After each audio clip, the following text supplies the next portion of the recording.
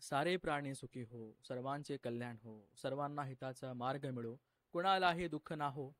अशी मंगलमैत्री आपण नेहमी करत असतो. विहारामध्ये गेल्यानंतर, काही कुशल कर्म केल्यानंतर असे विचार आपल्या मनामध्ये येत असतात. आपण याला मैत्री म्हणतो. पण मैत्री ही कोणत्या चित्ताने केली पाहिजे, कशी केली पाहिजे, किंवा जे मेत्तासुत्त बुद्धांनी दिलंय त्याची बॅकग्राऊंड स्टोरी काय आहे, हे कोणाला दिलं, कसं दिलं, आणि मग याच्यानंतर काय झालं. आणि जर असंच हे सुत्त आपण चांगल्या प्रकारे त्याला आपण त्याचं वाचन करू, असं आचरण करू, तर काय आपल्याला पण असे फायदे मिळतील.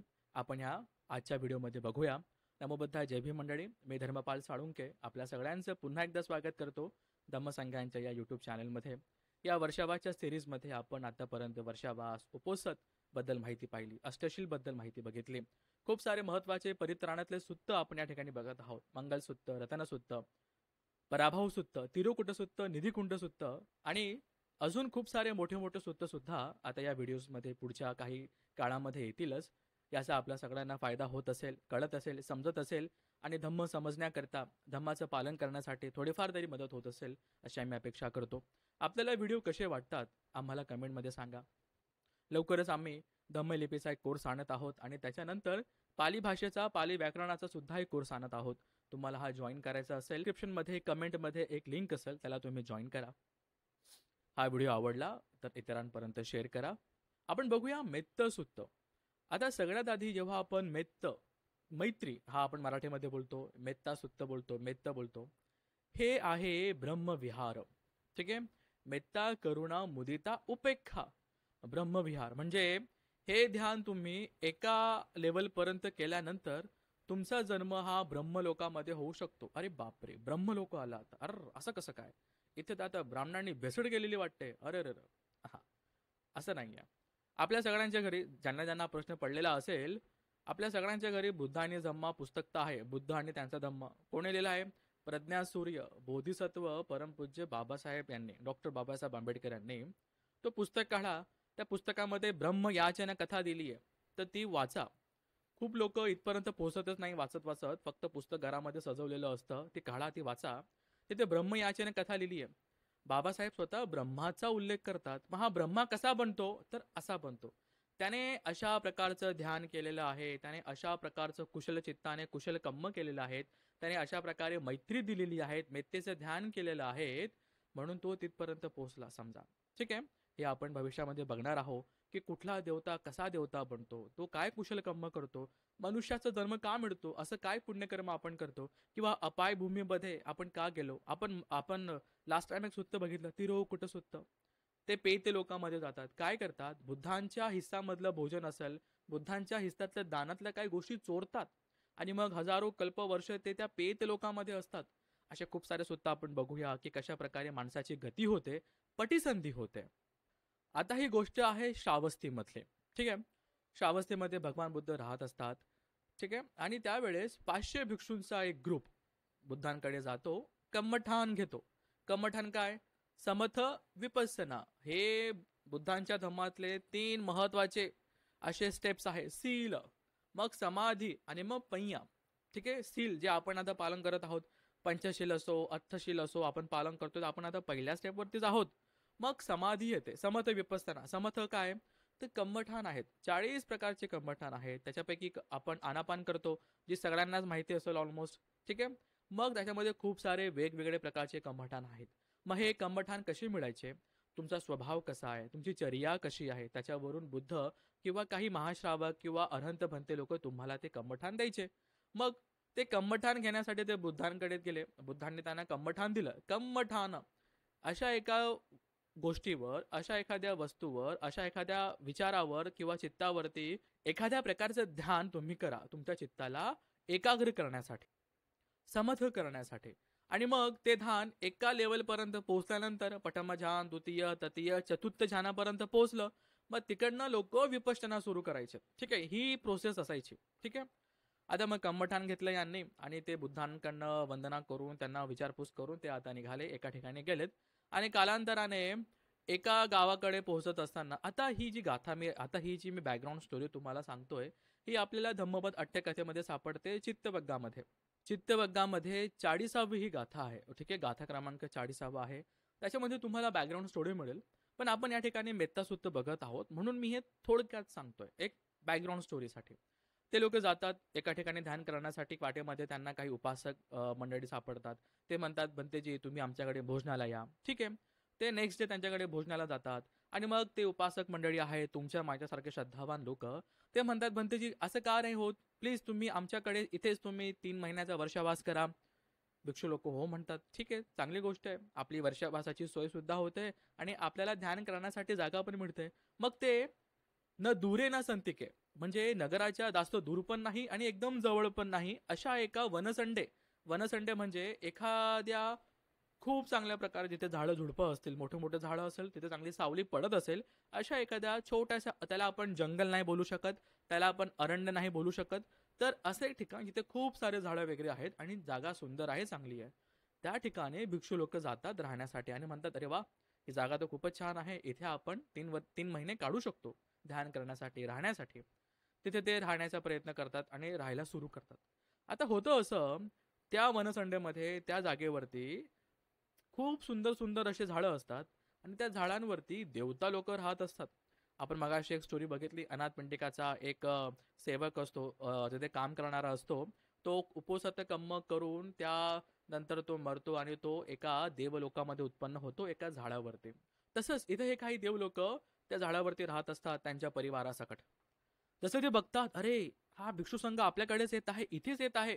मग ते श्रद्धेपोटी काय, अरे हे भिक्षू संघ जमिनीवर राहतील आणि आपण काय झाडावर राहायचं, म्हणून ते सुद्धा जमिनीवर राहतात त्यांच्या बायका मुलांसोबत, देवता लोक. त्यांना असं वाटतं, अरे चला ते प्रवासामध्ये असतील, एक दिवस थांबतील, उद्या जातील. ठीक आहे. पुढच्या दिवशी भिक्षू संघ परत जातो, भोजन करून परत येतो, परत तिथेच थांबतो. त्यांना वाटतं, अरे हे भंते लोक परत इथेच आले. त्यांना असा विचार होतो देवता लोकांना, चला ठीक आहे, कदाचित त्यांना उद्याचं सुद्धा निमंत्रण असेल भोजनाचं, म्हणून ठीक आहे. परत भिक्षू लोक उद्या जातात, भोजन करतात, परत होतात. असं 15 दिवस होतं की असा हा कार्यक्रम चालू आहे. आणि ह्या देवता लोकांना असं वाटतं आता, अरे आता आपली गैरसोय होत आहे. आपण आपलं निवासस्थान जे झाडावरती आहे ते सोडून आपण आपल्या बायका मुलांना घेऊन आता ह्या जमिनीवरती आलेलो आहोत आणि आता आपल्याला कष्ट होत आहे, आता आपल्याला त्रास होत आहे. 15 दिवसानंतर आता त्या देवता लोकांना असं वाटू लागतं. मग हे लोक काय करतात, अरे नाही, आता या भिक्षू संघाला आपल्याला इकडनं पळवलं पाहिजे, म्हणून ते आता प्लॅनिंग करतात. मग ते काय करतात, ठिकठिकाणी रात्रीच्या वेळेस किंवा एकांतामध्ये ते भूताचे पेताचे आवाज काढू लागतात, विचित्र आवाज काढू लागतात, जेणेकरून ते घाबरतील.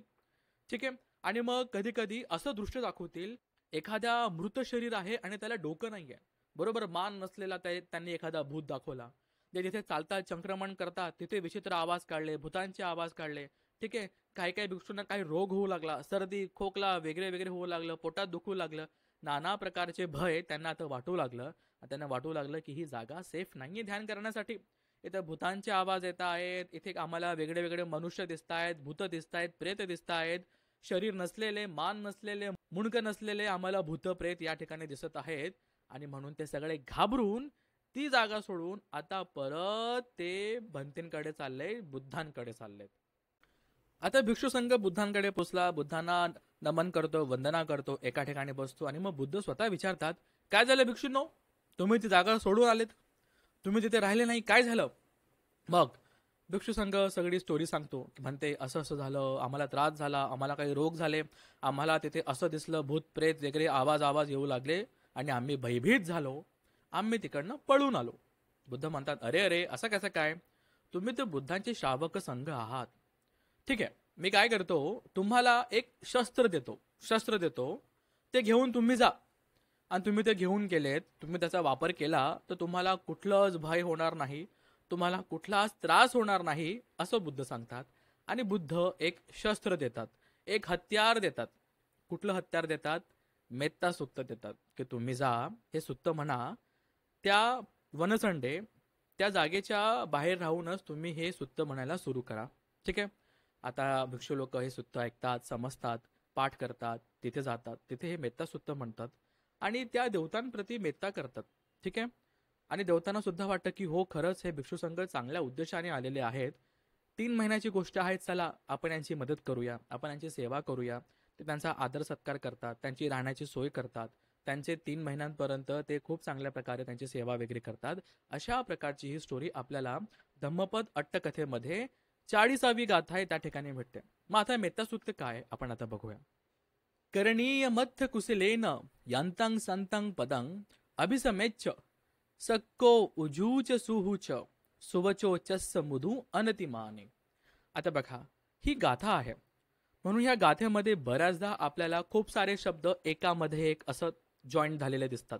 ठीक आहे, संधी होते, म्हणून खूप सारे 3-4 शब्द आपल्याला एकदाच असं जॉईंट झालेले सापडतात. ठीक आहे, कसं करणीयं करणीय करणीयं अथ कुशलेन यंतं संतं पदं अभिसमेच्छ. बघा, कुशलेन ज्यांना काही चांगलं करायचं आहे, करणीय करायचं आहे, करणीय अथ कुशलेन ज्यांना काही चांगलं कुशल करायचं आहे, यंतं यं तं संतं पदं, यं जे, तं जे ते, संतं पदं जो संत पद आहे, चांगला पद आहे, बुद्धांचा धम्म आहे थोडक्यात, किंवा निब्बाणाचा मार्ग आहे, पदं अभिसमेच्छ त्याची तुम्हाला प्राप्ती करायची आहे. बरोबर अभ्यास करून तुम्हाला तो संत पद प्राप्त करायचं आहे, त्या मार्गावर तुम्हाला जायचं आहे. अशा प्रकारे खूप चांगला अभ्यास केल्याने तो व्यक्ती सक्को उजूच सुहुजूच तो खूप चांगल्या प्रकारे सरळ होऊन जातो. सुवचो वच भाषा, सुवचो त्याची भाषा चांगली होत जाते, सुभाषित होतो. मुदू अनतिमाने, मी आधी सांगितलं की एखाद्या व्यक्ती धम्माच्या मार्गावर चालत असताना त्याची लक्षणं काय आहे, कसं ओळखायचं हा व्यक्ती धार्मिक आहे, तर तो मृदू होत जातो आणि अनतिमानी त्याच्यामध्ये गर्व नाहीसा होत जातो, त्याचा मान, गर्व, इगो त्याचा कमी होत जातो. हे आहे बुद्धांच्या धम्मावर चालणाऱ्या लोकांची लक्षणं. कसं की जो पण व्यक्ती ते कुशल कर्म करणार आहे, तर त्याने त्या मार्गाचा अभ्यास करत असताना चांगल्या प्रकारे अभ्यास केला पाहिजे आणि तो मग सरळ होतो, सुवाची होतो, मृदू होतो आणि त्याचा गर्व नाहीसा होत जातो. हे मेत्तासूक्त आहे, पुढे येईलच अजून. संतु सकोच सुभरोच अपकिच्चो च सल्लहुकवुत्ती संतेंद्रियोच निपकोच अपगभ्भो कुलेसु अनुनगिद्धो. ठीक आहे, संतुसको, ठीक आहे, तुम्हाला अर्थ कळला असेल. तो संतुष्ट आहे कशामध्ये, सुभरोच, थोड्या गोष्टीमध्ये पण तो संतुष्ट आहे, सुभरोच.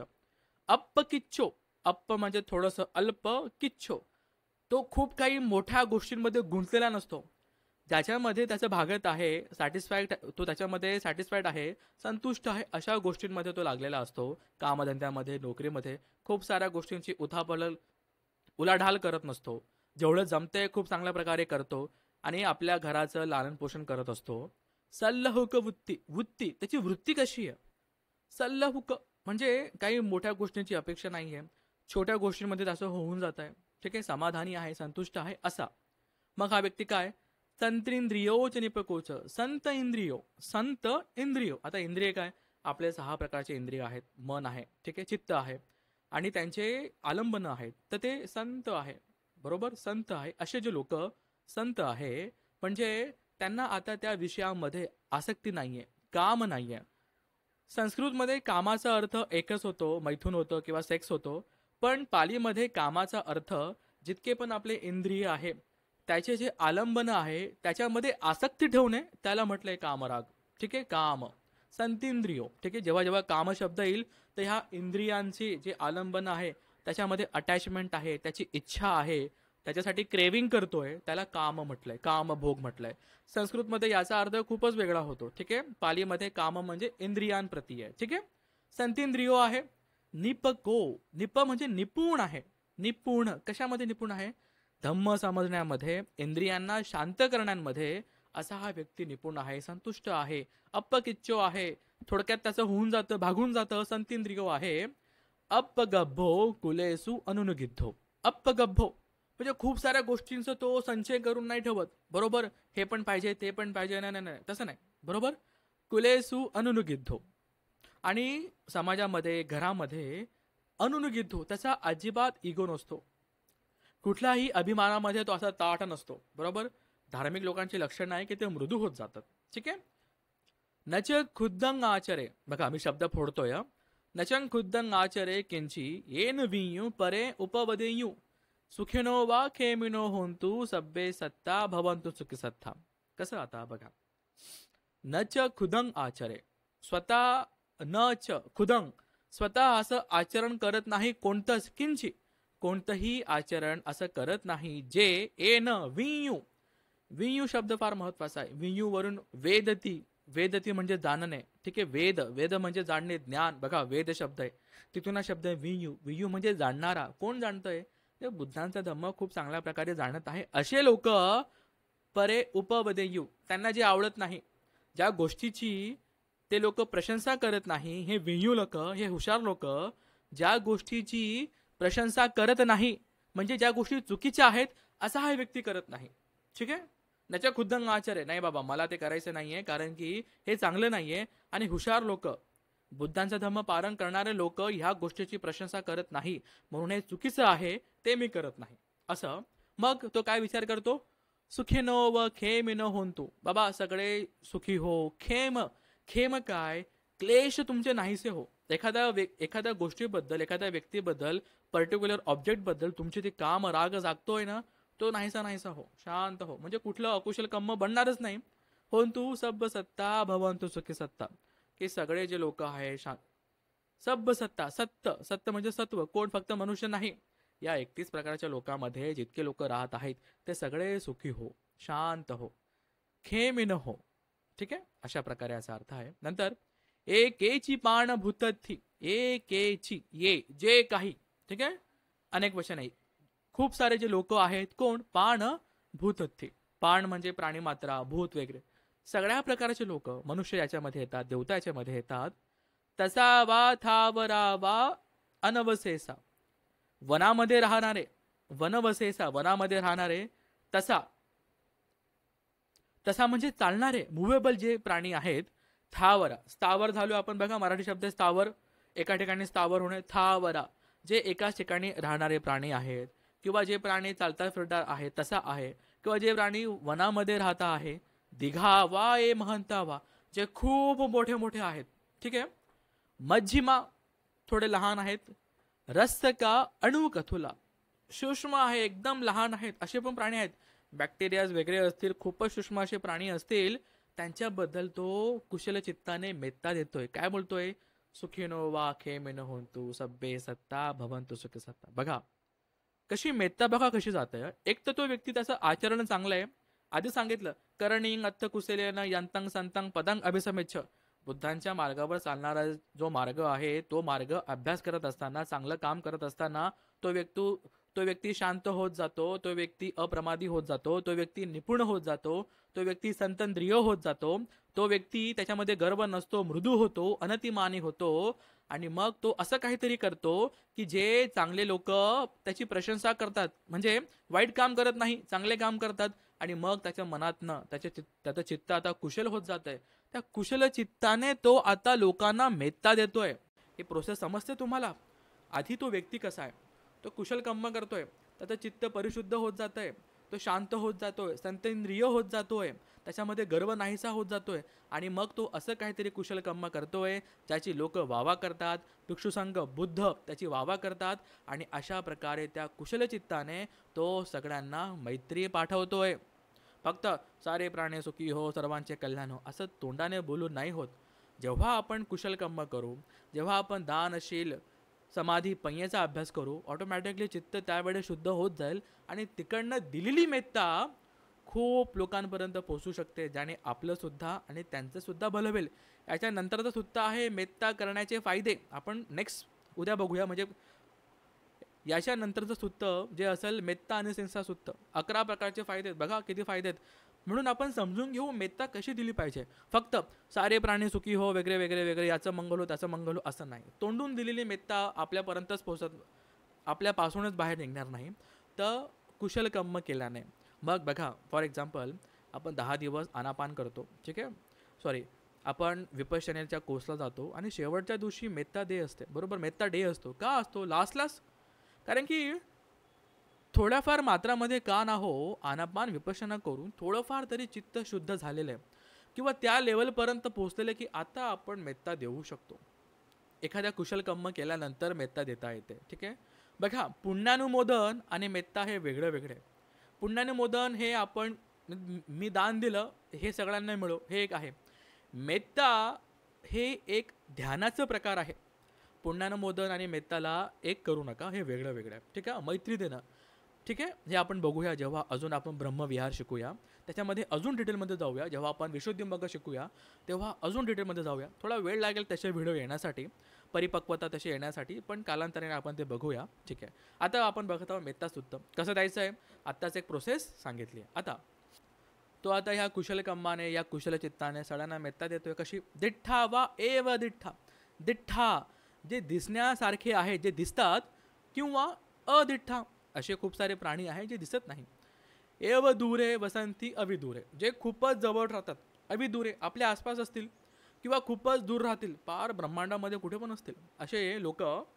भूता, भूता जे होऊन गेलेले आहेत, जो भूतकाळामध्ये आहे. संभवेसी जे होणार आहेत. सब सत्ता भवंतु सुखी सत्ता. बघा तुम्ही ही मेत्ता कशी कशी जातात बघा. सगळ्यांनाच आपण याच्यामध्ये इन्क्लूड करतोय. पुढे न परो परम निकुबेथ. मग आता कसं? न परो परम निकुबेथ ज्ञातिमय्येथ कत्त चिनंकिंची. ज्ञाती अय्यथ जे आपले नातेवाईक आहेत, इतर मंडळी आहेत, कत्त चिनंकिंची, त्यांनी असं काही अजिबात करू नका. काय नाही करायचंय? ब्यारोसना पटिक संयम. कोणाबद्दल मनामध्ये द्वेष, कोणाबद्दल मनाबद्दल राग. राग कोणता? राग, अँगर. पटिक संयम. न अय्यमय्यस्त एकमेकांना, न अय्यमय्यस्त दुःखं इच्छेय. त्याचं वाईट हो, त्याचं असं हो, त्याचं तसं हो, असा नका करू. बरोबर की कोणीच कोणाला, नातेवाईक असेल, मित्रपरिवार असेल, मनामध्ये द्वेष उत्पन्न करून, मनामध्ये क्रोध उत्पन्न करून, न दुःख इच्छेय, बरोबर, त्याला दुःख उत्पन्न हो असं काही नाही केलं पाहिजे, असं या ठिकाणी ह्या गाथेमध्ये. आता एक गाथा खूप महत्त्वाची आहे. माता यथा नियंग पुत्तंग आयुषा एक पुत्तंग अनुरख्य. माता, एखादी माताला समजा, एखाद्या आईला एकच पुत्र आहे, एकच चाइल्ड आहे. ती काय करते? एकंग पुत्तंग अनुरख्य. एका पुत्राची, एका बाळाची कसा सांभाळ करते? पुत्तंग आयुषा, म्हणजे ती आई त्या मुलाचा असा सांभाळ करते की ती वेळ आल्यावर त्याला तिचं आयुष्य पण देईल, म्हणजे मरायसाठी पण तयार असेल. पुत्तंग आयुषा अशा प्रकारे. एवंपि सब्ब भूतेषु मानसं भावय परिमाणं.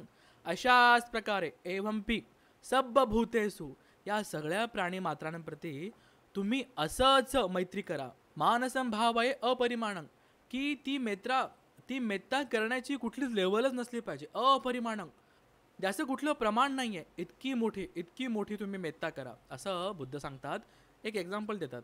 आई जसं मुलाचा सांभाळ करते, पार त्याला जीव द्यायला तयार आहे, असं तुम्ही सगळ्या प्राण्यांप्रती मेत्ता करा, असं बुद्ध सांगतात. पुढे मेत्तंच सब्ब लोकस्मिंग मानसं भावये अपरिमाणं उधंग अधोच तिरियंचंग असंभादंग अवेरंग असपतंग. आता मग कसं? मेत्तंच सब्ब लोकस्मिंग, या सगळ्या लोकांमध्ये जे 31 प्रकारचे लोक आहे ना, मानसं भावये अपरिमाणं, अप्रमाणित, बरोबर, अजिबात लिमिटेड तुमची मेत्ता राहू देऊ नका. ते तुम्ही द्या. कसं द्या?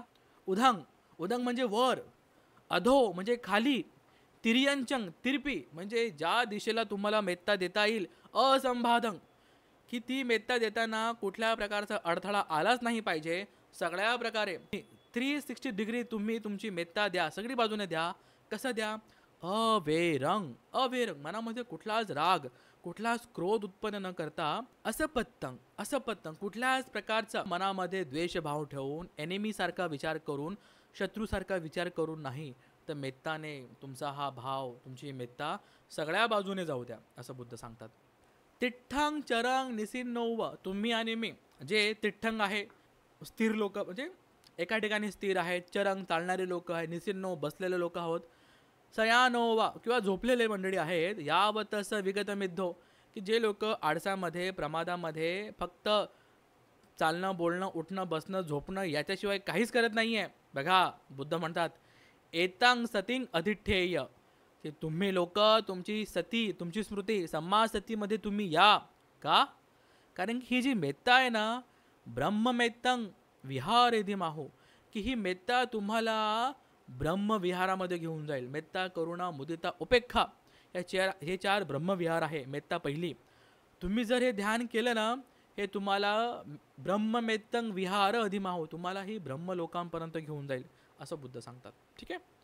नंतर दिठ्ठींच अनुपगम्य शीलवा दस्सनेन संपन्नो कामेषु विनयगेधं नहीं जातु गभ्भसेय पुनरेतीति. वा वा, साधुकार आहे.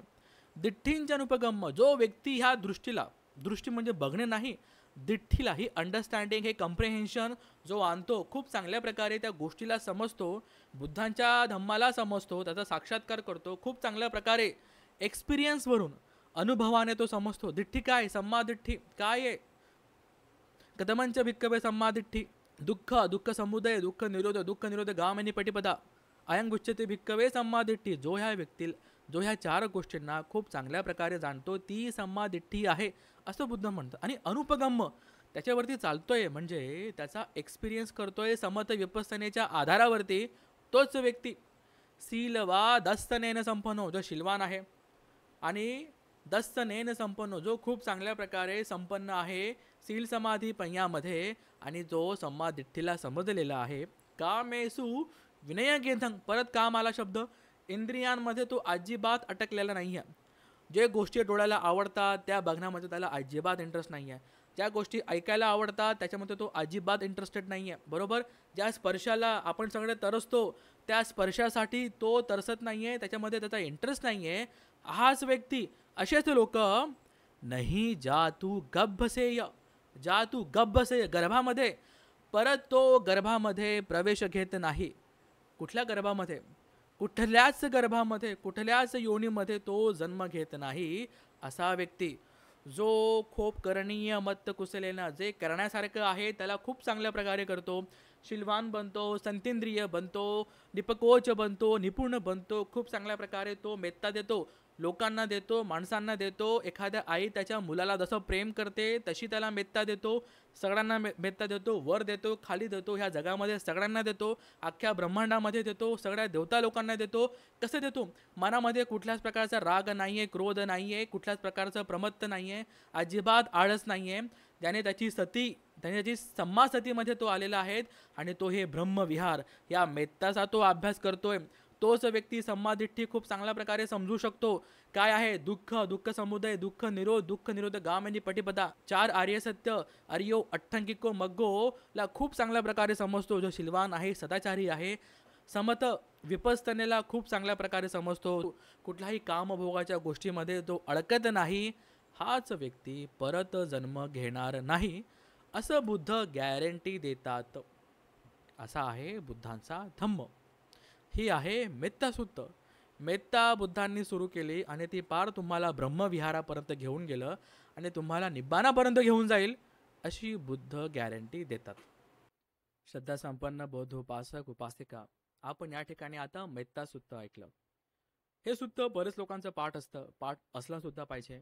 भिक्षू संघ जेव्हा आपल्या घरी येतो, आपल्या घरी परित्राण पाठ घेतात, तेव्हा हे सुत्त सुद्धा असतं, आपल्याला पाठ असलं पाहिजे.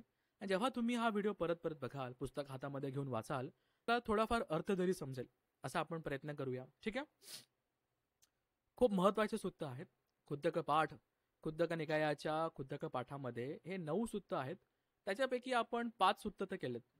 रतनसुत्त, मंगलसुत्त, तिरुकुटसुत्त, निधिकुंड सुत्त आणि हे मेत्ता सुत्त. अजून 4 आहेत, ते जे लहान लहान आहेत, आपण बघूया पुढे. म्हणजे आपलं त्रिपिटकातलं एक पुस्तक पूर्ण होऊन जाईल. ठीक आहे. अशा प्रकारे हे सुत्त फार महत्त्वाचे आहेत.